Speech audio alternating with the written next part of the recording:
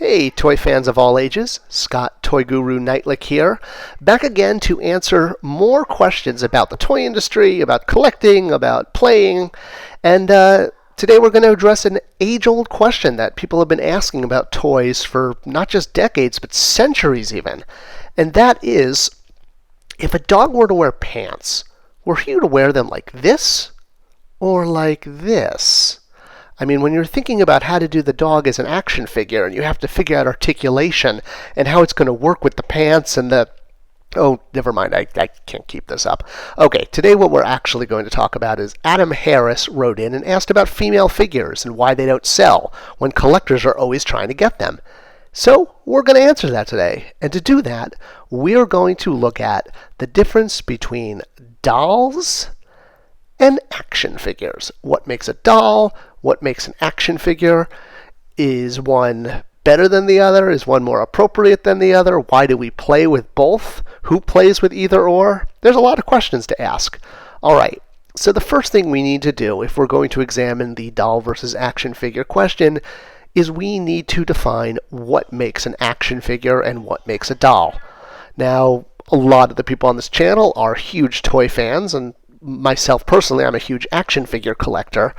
Now, action figures and dolls have a lot in common. They're both made of plastic, they both articulate, they can both be superheroes.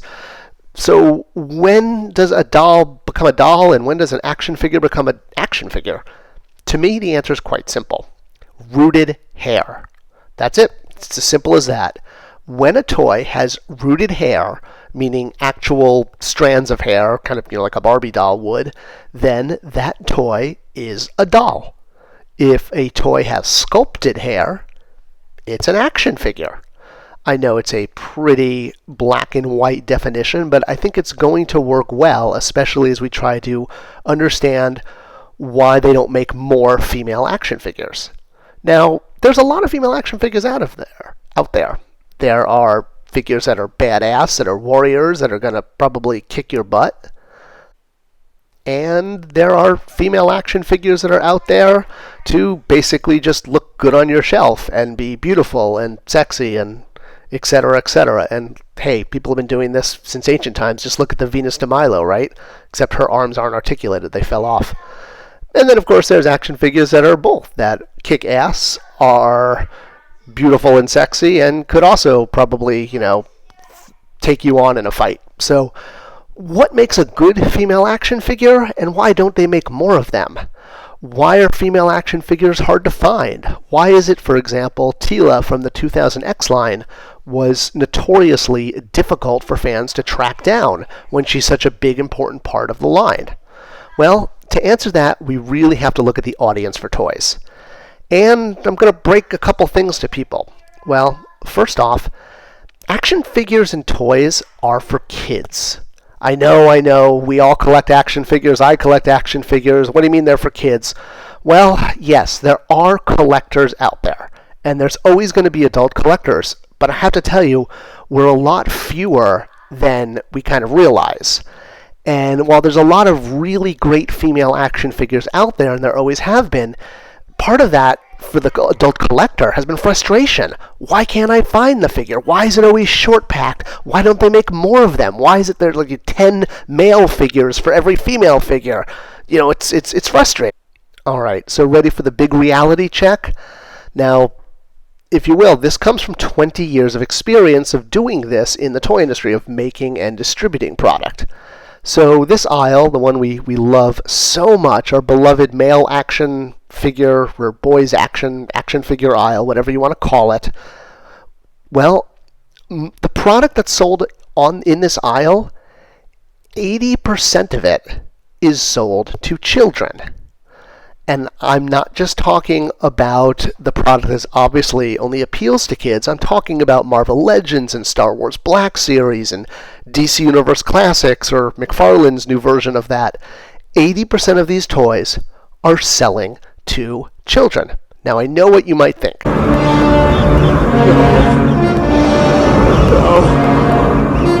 It's not true. That's impossible.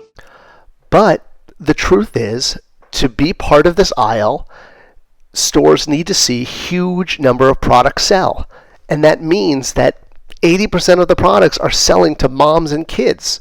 And kind of the proof in the pudding of this is the fact that Target has an adult collector aisle that's way off away from toys behind electronics. This is the aisle catering only to collectors. It's smaller, it's more streamlined, but this is where you're going to find product just for collectors, not for kids. And a lot of this is based around how kids play. And another reality check is that boys and girls play very differently. Things like hair play or what the industry calls nurturing play, whereas boys tend to have a much more aggressive play pattern. Things like racing cars and wrestling and smashing things together. Now, there's reasons behind this, and we're going to get into this in a moment. And again, kind of the proof in the pudding is female action figures, when they're made in bulk, like they're not just one per case, they peg warm. When they're out there, not just as, the hard to find figure that's because it's, short packed, when they're long packed, they peg warm because boys are not attracted to female action figures. Collectors are. And the idea that you can have these gender-neutral toys where boys and girls are all going to play exactly the same, I'm sorry, but the science just isn't there. And boy and girl, male and female brains function and act very differently. I'm not saying boys and girls aren't equal and can't do things that each other can't. This isn't one of those, anything you can do, I can do better, Annie Oakley kind of things. What I'm saying is, and this is proven by science, the ways male and female brains process information are exponentially different. The way we communicate, the way we use vocabulary, the way we use nonverbals, and the way we play are very, very different. So when you have boys playing and girls playing, that's why boys are not going for female action figures, because they want avatars of the imagination that reflect themselves. I'm not talking about gender identifying politics, or gender identity politics, where, everyone has to be the same and we all have to be equal. This isn't a video about that. But if we're going to talk about play, it's important to understand that boys and girls do fundamentally play different because their brains function differently. And that is a big reason why you're not seeing more female action figures, because girls are not gravitating to action figures as a play pattern. And boys who are buying action figures, honestly, yes, they prefer males because they are males and they can see themselves as these male characters. Their play patterns are more aggressive, they're more, fight type, derivative, and that's when action figures, again, become these avatars for them. Another really good example, Marvel Legends, there's a lot of really great female figures out there. Absolutely. The line has female figures, it has male figures, very cool. But if you look at something like Jean Grey, who was one of the most fan-requested figures for the adult collector, well, the way they released her was by pairing her with Wolverine and Cyclops, because they knew to get boys to buy this pack, and I'm talking about younger boys, children, you had to put two, guys in there. Star Sisters, another, example. This was a figure set we did online just for adults. If we tried to sell this in the boys action figure aisle with sparkle paint and all the pinks and stuff, it would have never sold, because this would have been like Forces of Destiny trying to sell a girl product in the boy aisle. And that's, again, why Forces of Destiny didn't work. Rooted hair. These are dolls, not action figures. If they had sold Forces of Destiny in the girls' aisle, like next to Monster High, I'm willing to bet they would have done fantastic. They would have done really, really well, because girls gravitate to dolls with rooted hair, because that allows nurturing play.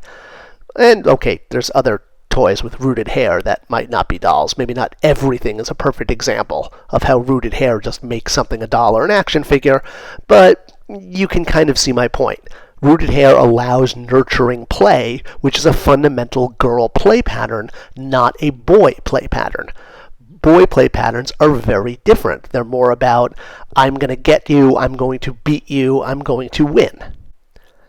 In fact, I think a perfect example would be to look at the She-Ra vintage figures versus the Masters of the Universe females, Evelyn and Teela.